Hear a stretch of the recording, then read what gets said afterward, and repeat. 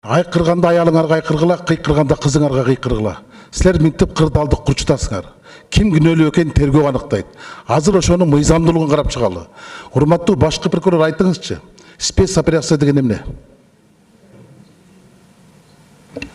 Тийиштүү органдар тарабынан жүргүзүлүүчү иш аракет түзүмдөрдүн иш аракети. Аны ким иштеп чыгат? Ар бир органдын өзүнүн тийиштүү мыйзамында алып көрсөтүлгөн. Тергөөчү постановление привод чыгарды. Бул постановление привод болду эле же спецоперация болду эле? Рысал Жэнекович, сиз бул Батукаевдин иши боюнча жакшы билесиз. Жазык процесстик кодекстин талабына ылайык тергөөчү тарабынан Батукаевдин иши боюнча Атамбаевди иштин жагдайлары боюнча сурак жүргүзүү боюнча бир жолу эмес 3 жолу повестка берилди.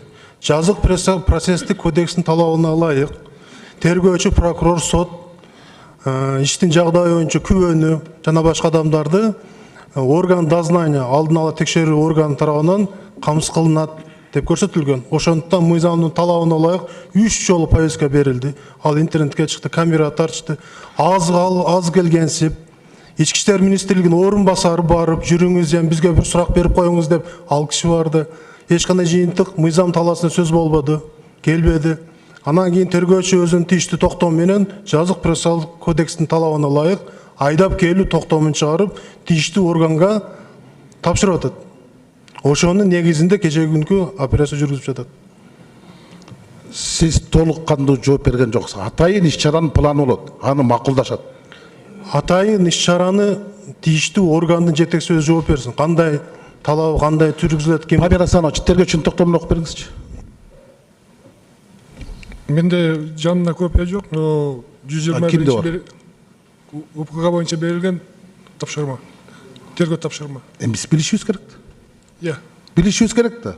Даярдык жок келесиңер. Жок, даярдык. Ошол постановление болот атпайбы? Мына ушул постановление Өткүрбек Жамшитович, саммит бүткөндөн кийин, Курманайт бүткөндөн кийин кылсак болот беле, же силер атайын президенттин имиджине каршы дедиңерби? Бул жерде эч ким бирөөнүн имиджин иштеген жери жок, мыйзам талаасында. Мыйзамдын талабына эмне үчүн кече 2 күндөн мурун мен тергөөчүгө эртең айдап келүү боюнча токтом бер, же бүрсүгүнү бер деп айтканга менин акым жок. Ал тергөөчүнүн өзүнүн УПКда көрсөтүлгөн, процесстик кодексте көрсөтүлгөн билдеттери болуп эстелинет. Мен ага эч кандай указание бере албайм. Эртең айдап кел же бүрсүгүнү айдап кел деп.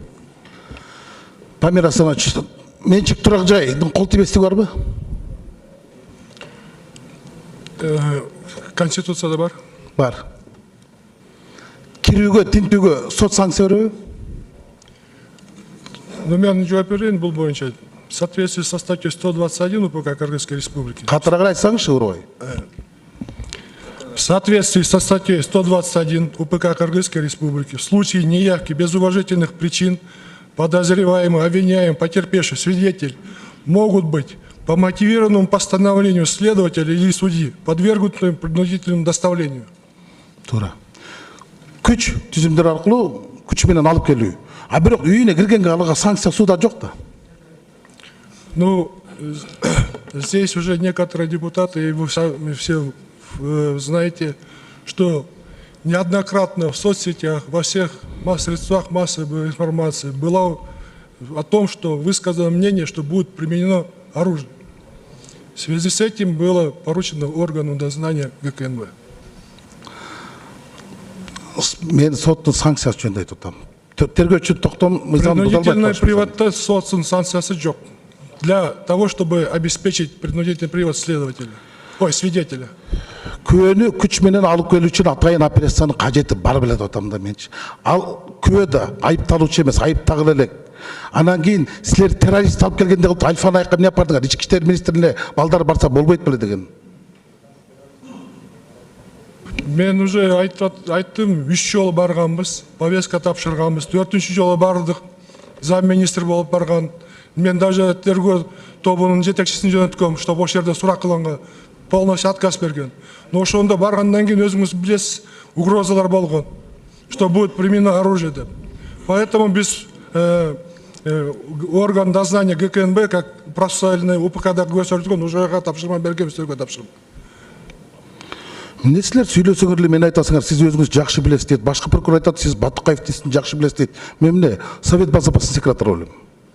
Мен жакшы элем, силер каякта билесиңер? Тергөөчүнүн кыймыл аракетинде кылмыштын курамы жокпу? Бу жерде УПК боюнча баары закондуу тапшырылган. Анан урматтуу ички иштер министрлиги силер алдын ала маалыматтар катпагыла, бир жакты күнөөлөдөчү, буну комиссия аныктасын, тергөө аныктасын, кырдаалдык курчутпагыла. Араң турат. А силер азыр берип атасыңар массалык башаламандыкты уюштурду депчи. Массалык башаламандык деген корутундурун биринчи чыгаргыла. Аны уюштурган киши эгер кой таштыктар ушул жерге келсе, басып келсе, анда башаламандык алар уюштурду. А силер тек барып уюштуруп атыргандардан тигилге күнөн жеп атпайсыңарбы? Варатадан ким секирип чыккан эл көрүп атпайбы? Кана коргон атканда силер башаламандык жаратты деп атасыңар. Кырдаалдык курчутпай, этият кылгыла. Эл араң турат. Мен ушуну суранам. Биз бириктириш үчүн элчилик кылышыбыз керек. Эки жаатты кыйрылыштырбай.